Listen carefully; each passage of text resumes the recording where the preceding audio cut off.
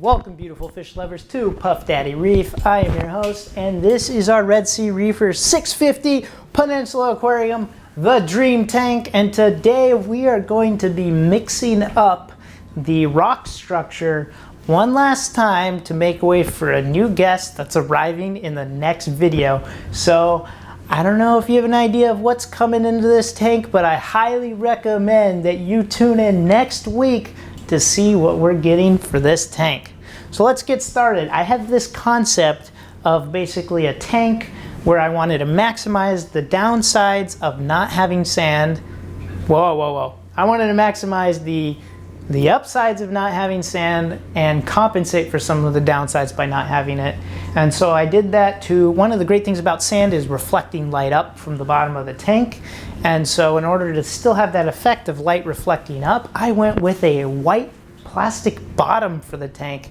I haven't really seen this before, but a bunch of other people are doing it. So that will basically reflect the light up and underneath the structures. And I also did kind of a really open type of structure where I had a lot of free space underneath so I could flow water through and really clean out the detritus to help me have a really clean tank. When I moved my last tank, my deep blue 80-gallon tank, I'll have a link below so you can learn about this tank. It was gorgeous, it was beautiful, but when I moved it, there was so much detritus. It was like a blizzard everywhere. It was, the whole water just turned to muck. And I really wanted to avoid that, especially because I may eventually move this tank when I get a bigger house, and I wanted to make that part as easy as possible. Now when I get a house that I'm going to live at for 20 years, maybe I'll put sand in, but for now this is the best solution for me. But I went with these rocks that are kind of stood off the ground, and I want to do that. I want to basically take that to the next level and have another plate that kind of lifts everything off the ground. So I still have this very clean bottom area where detritus can be pushed away, and then I'll have this rock structure for the coral. And this will help the creature that I'm going to put in this tank.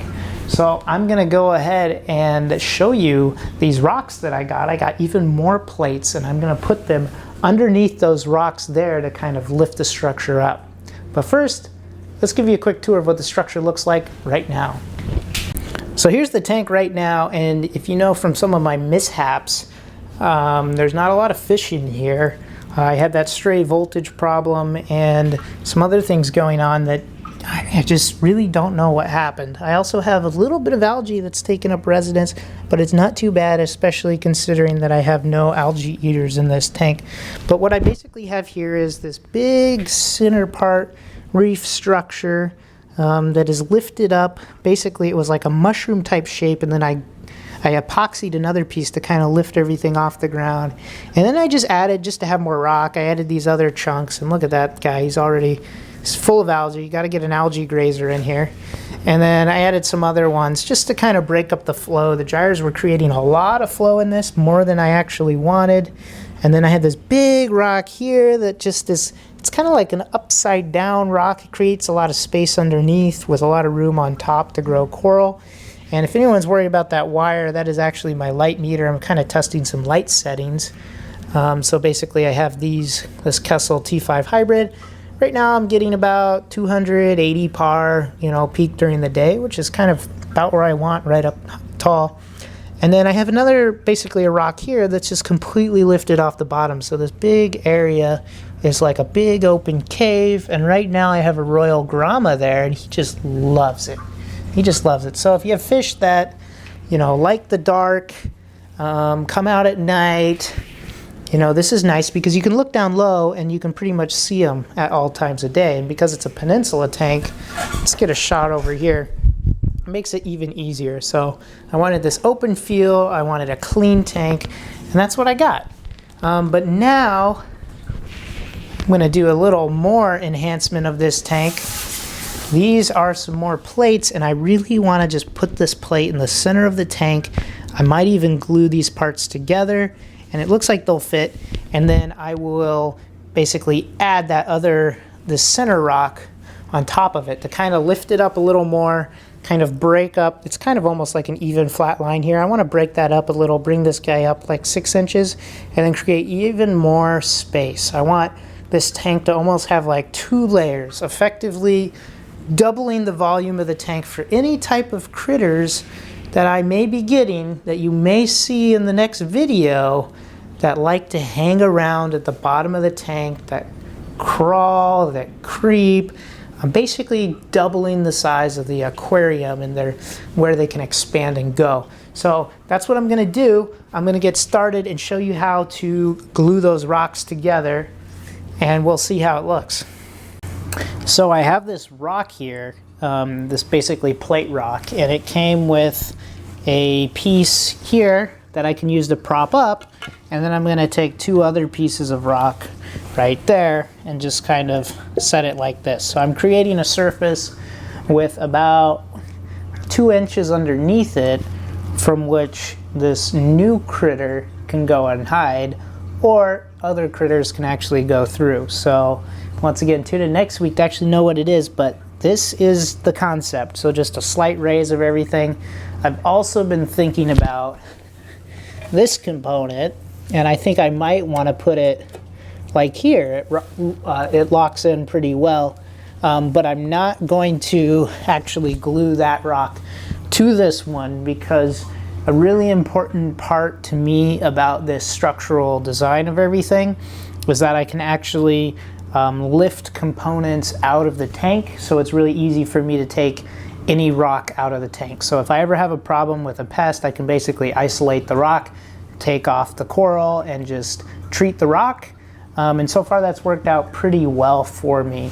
I haven't had pests to treat, but it's enabled me for when I'm cleaning the bottom of the tank to basically just take rocks out or move them around. So I don't want too many rocks on it. What I'm gonna do is put this just like this.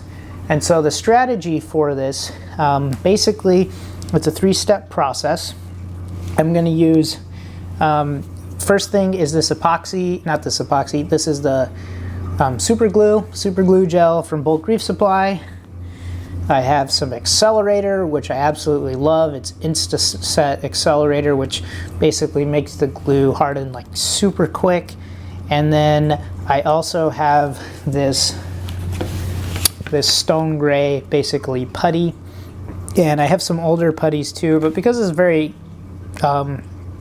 structural, I'm going to start with this stone gray putty and not try to use something that I've been opened before, because I want it to make sure that it's basically fresh and strong as possible. Probably doesn't matter, but I don't mind being a little bit cautious. So it'll go rock, epoxy, rock, glue, rock, then glue, then putty, then rock.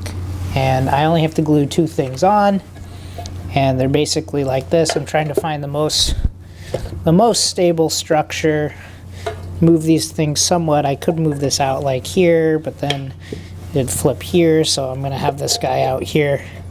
So as stable as I can, and basically as flat as I can.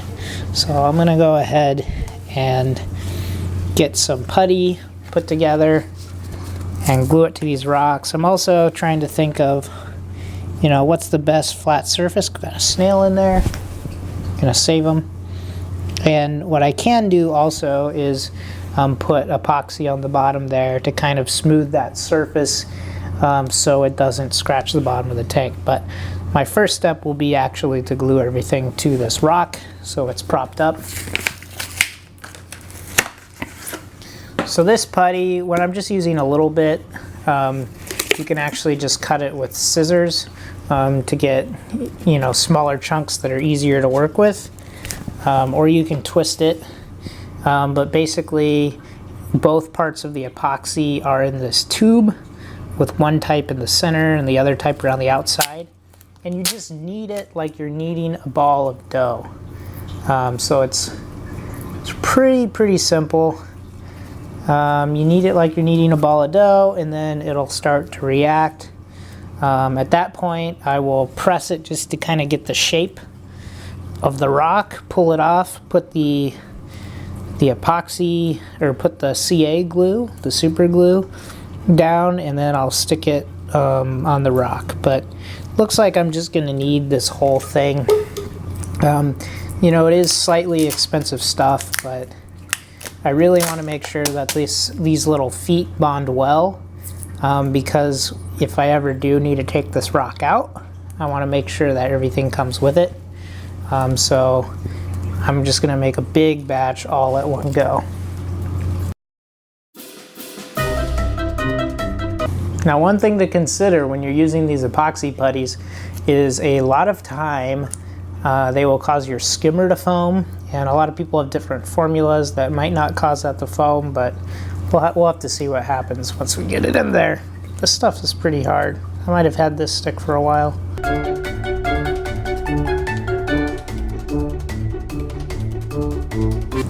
Okay, so now I have a big ball ready, and it's kneaded through, and then once it's all kneaded, you have to be pretty quick.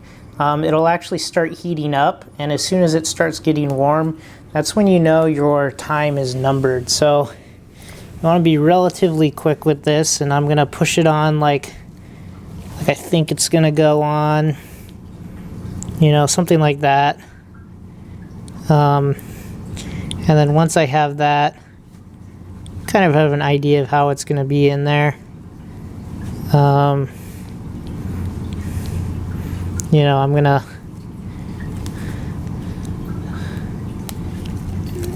put some of this epoxy all on it.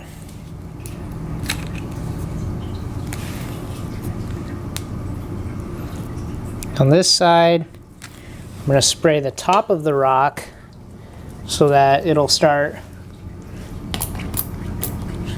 bonding when it touches the rock. Same on this side, flatten it out, put some epoxy on it.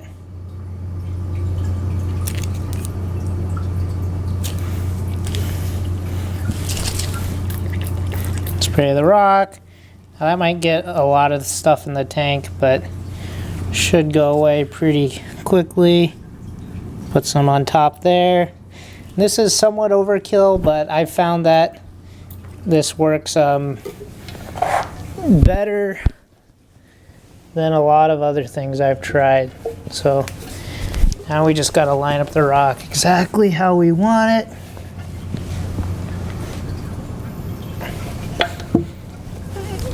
Maybe we'll move this guy. Move this guy out just a little bit. Seems pretty good. So it's gonna look pretty awesome. Now we're just gonna tuck the putty up in to kind of push it in to make sure it's touching everything. And now the putty's getting really hot. So we know it's working its magic.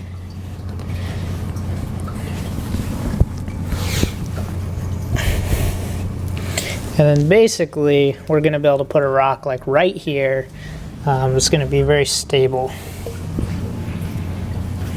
And then this is gonna be kind of like a cool little overhang. Cool, so now that that's up, I'm going to just take this other rock and kind of envision where I want it. This would be so cool, wouldn't it? This one, it's kind of interesting. It definitely needs to be against something. But for now, we're just gonna put in this rock, and maybe we'll think about this. Also, I like to reduce how much rock I introduce at a time. This rock hasn't been cured, which is usually a terrible idea. But since it is very small in relation to the rest of the tank, you know, I'm not super worried about it. It's not going to be the absolute end of the world. So we can see it's already getting hard, but this is the worst time to move it now because there's kind of no going back. So I'm going to leave this for about another 10 minutes, and then it should be ready to put in the tank. All right, so now we're back on the floor, and we have the rock getting ready to go in the tank. I can lift it up here, And we can see that these rocks are really nicely stuck to the tank. It's really hard, but one thing about it is they have really rough surfaces down here. And what that's going to do is that might, scratch the plastic on the bottom of my tank. It's not going to cause any pressure that's at risk of cracking the glass because I do have that plastic sheet. So that's a good thing about the plastic sheet. If you just had a glass bottom, you definitely would want to consider doing something like this, especially considering how much weight I'm going to put on this. But what I'm going to do is get a little bit of this putty. In this case, I'm going to use the Coraline stuff. I'm going to use older stuff because I'm not worried about it basically bonding super hard. And I'm going to just put a little bit on here, just little pads, and then I'm going to set them on some wax paper. So it just creates like a flat surface, and that is going to protect the bottom of my tank. So I've decided to go with gray, just because it's going to look a little more natural. For some reason this tank doesn't get a lot of Coraline algae. If it was a tank that already had lots of Coraline algae, you'd use it to blend in. But in this case, this tank doesn't have a lot. So it's probably going to take me a whole stick again.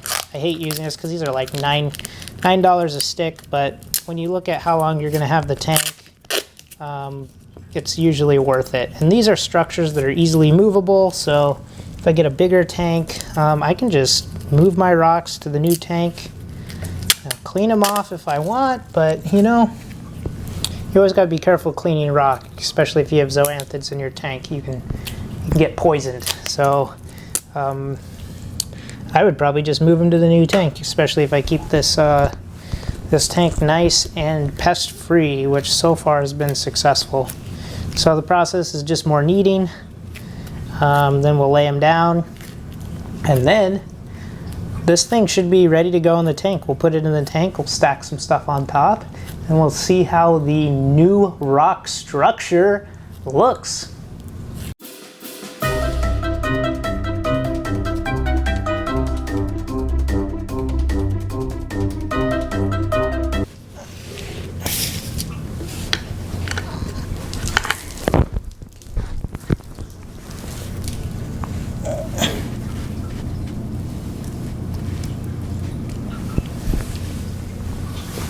Now we've set it all down. Now we can press the rock down, get some weight on it.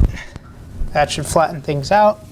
And then next you're just kind of tucking things in on the base here, just so they look a little more natural.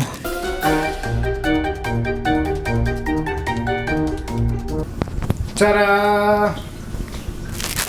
So now we're at the final stage of this process. Basically, there's been some time for this to harden, but it's not like, it's like 99% hard, but it's not 100% solid yet. This is going to be a good time to check on this and remove it. Sometimes it can get basically bunched up in there. So let's flip this over. Everything should be pushed as flat as it's going to be, and then we can just pull it off as carefully as we want. We really don't want to leave paper in there, but it looks like a little bit of wax might be in there. If you had a surface, just a hard sheet of plastic, that would probably be better than wax paper, but I've had okay success with this. There's a little rip, but we'll make sure we get all that off. And it's quick and easy. So now you see there's these nice flat surfaces. This part here really doesn't touch the bottom of the tank, so I didn't put any there. But this is going to reduce scuffing of the tank. And also, it makes the rock more stable, which is something that's always good to have. And there we have it. So there's our little supports on the rock. Bring it up a little closer so you can see. So those are going to be little feet for it. And this is just going to sit down on the tank. Just add a little bit of shelter, a little bit of nighttime for nocturnal animals, even in the day if they want to get rid of the sun. So now I'm going to take out the rocks and we'll get this in the tank.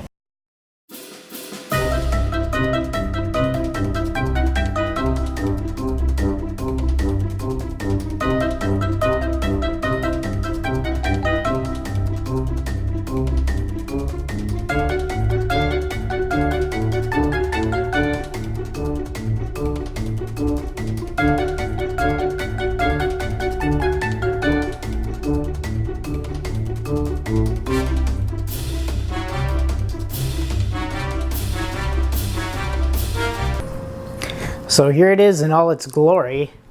And I really like this ledge back here because I have a lot of these open brain corals and they don't like too much light, but they definitely need light, and they need a place to be showcased where it doesn't look like they're just kind of thrown on the ground. So this is a cool spot for them.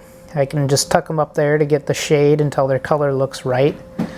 This guy over here, the red guy, was getting a little too much light for a while, and you could definitely tell they get a little pale if they're getting too much light and their tissue starts to retract. So you don't want to give them too much light. They like 40 to 60 par.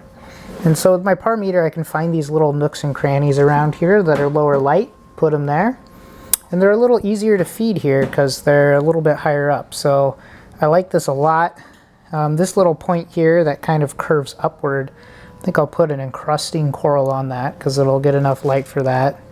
And there's a cool thing in there for things to hide, and I love this right here. It's pretty much a nice low area where things can hang out, and eventually I'll get a little more flow going in here just to kind of brush up some of that debris that I've kicked up.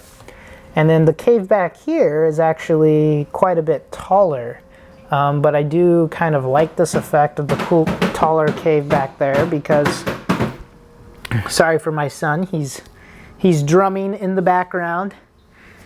We've got Cutius Maximus there, drumming on one of the containers, reading a book, playing with the siphon. But this is a cool setup. I really like it.